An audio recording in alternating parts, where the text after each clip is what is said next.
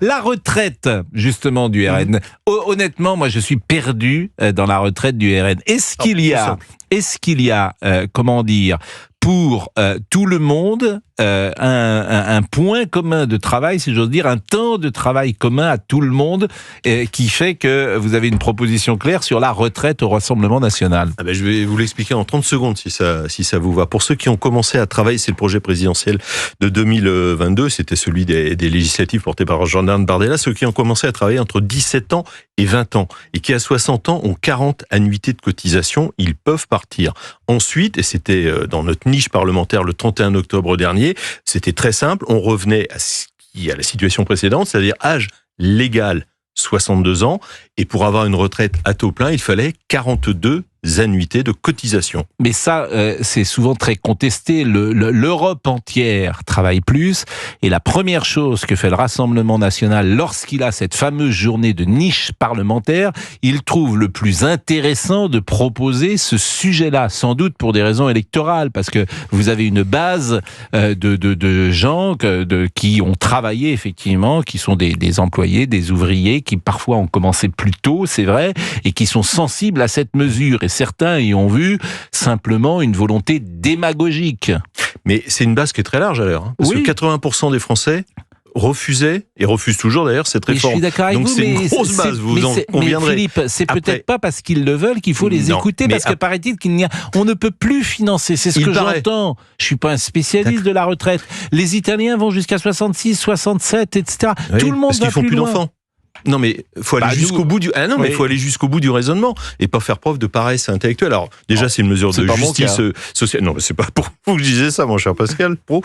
C'est pas pour vous que je disais ça. Non, mais il faut aller. Nous, dans ces débats que nous avons eus, et la gauche l'a pas voté entre parenthèses pour remettre les pendules à l'heure. Il y avait deux paramètres très importants qu'il fallait prendre en compte. C'est le taux de productivité en France, parce que Monsieur Macron se targue d'avoir créé des emplois, sauf que ce sont des emplois ubérisés. C'est-à-dire que ça ne rapporte en taux de productivité, ça ne rapporte pas suffisamment de richesse à la France. Et puis deuxième point fondamental, mettre en place, mais là c'est du moyen long terme, une réelle politique familiale pour que, enfin, vous le voyez, le taux de natalité, on a encore eu le chiffre hier de l'INSEE, c'est catastrophique. Mais si là, à l'heure actuelle, il y a 1,7 cotisants pour un retraité. C'était 1 pour 4 il y a une quarantaine d'années. Mais il faut absolument que la France ait une politique nataliste volontariste. On va pas obliger les gens, évidemment, à avoir des enfants, même s'il y a un désir d'enfant très important dans le pays. Mais faciliter, tout simplement, faire en sorte que la vie des couples qui ont des enfants, leur vie soit facilitée. Mais au-delà de ça, sur ce sujet-là, j'entendais ce matin des témoignages, parce qu'il y a beaucoup, évidemment, de réactions à ce chiffre-là.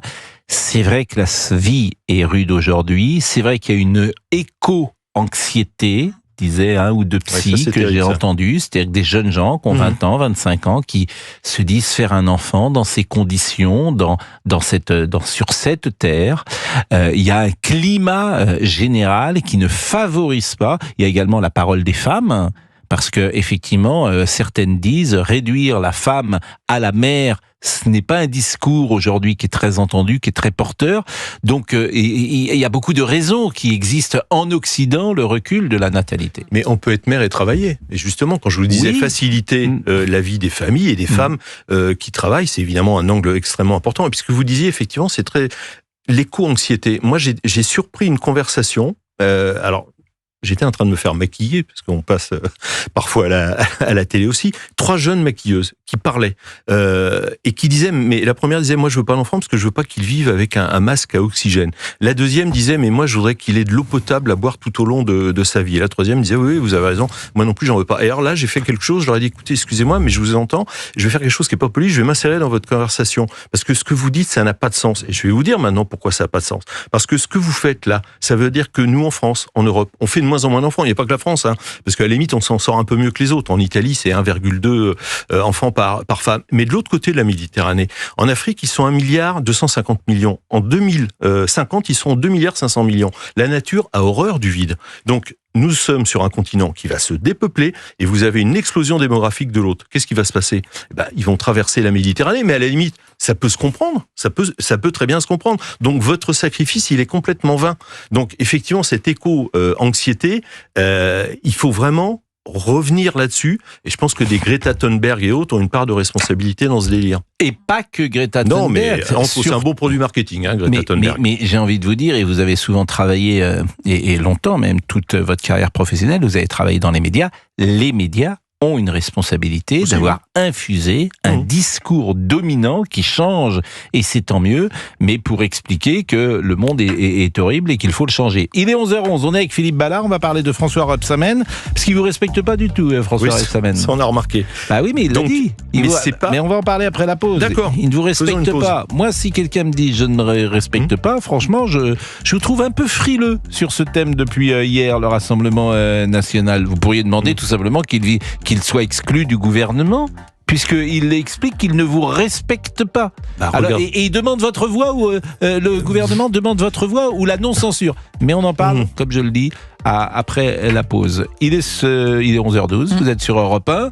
On salue Monsieur Liberty, avec qui j'ai déjeuné hier assez longuement. Oui, je vous ai vu à la cantine hier. Exactement, parce que nous déjeunions ensemble, et d'abord il vous félicite, parce qu'il vous trouve tous remarquables, mais effectivement, il m'a dit, on ne dit pas assez que nous sommes sur Europe 1, donc disons-le davantage. Vous êtes sur Europe 1, il est 11h12, et vous êtes sur Europe 1. François Rebsamen, ministre de l'Aménagement du Territoire et de la Décentralisation, il n'a rien retenu peut-être des dernières semaines. Hier soir, il a déclaré à la télévision, je vous propose de l'écouter, et puis après, je vous lirai le tweet qu'il a produit il y a 59 minutes.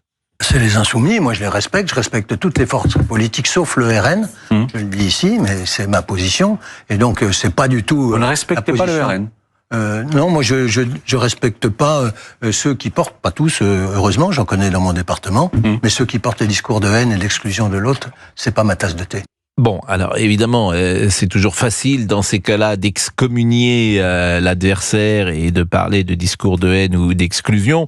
Je trouve peut-être que dans les propos de Monsieur Rebsamen, il y a peut-être plus de haine et d'exclusion que dans ceux du Rassemblement national.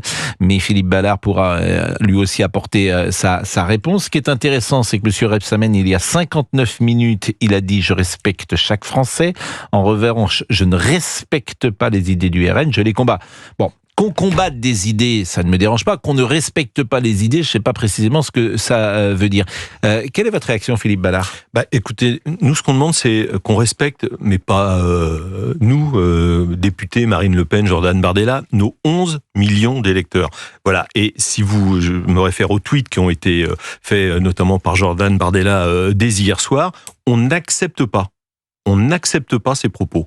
Donc, déjà, je pense que M. Bayrou devrait quand même réagir, parce que M. Barnier avait recadré assez sévèrement, d'après ce qu'on avait compris, son ministre de l'économie, qui avait considéré que le RN n'avait pas sa place dans les discussions. Donc, on attend la suite. Mais je vais vous dire, Pascal, quand vous dites vous n'acceptez pas, ça peut aller jusqu'à... Est-ce qu'il y a une menace du Rassemblement national qui peut dire, pourquoi pas, si M. Rebsamen reste au gouvernement, nous, on vote la censure, parce qu'on n'accepte pas qu'un de vos ministres soit présent dans ce gouvernement et parle comme ça des électeurs du Rassemblement national. Alors, c'est à François Bayrou d'en tirer les conséquences. 2, la censure, c'est quand même... On a voté la censure au mois de décembre sur un texte précis, en l'occurrence le projet de loi, le PLFSS, comme on l'appelle, le projet de loi sur la sécurité sociale. On n'a pas la censure convulsive. Je veux bien que vous me posiez la question. Enfin, faut pas que vous vous transformiez en présentateur membre de LFI. La censure, c'est quelque chose de sérieux. Il y a peu de chance. On va voir l'attitude de Monsieur Bayrou.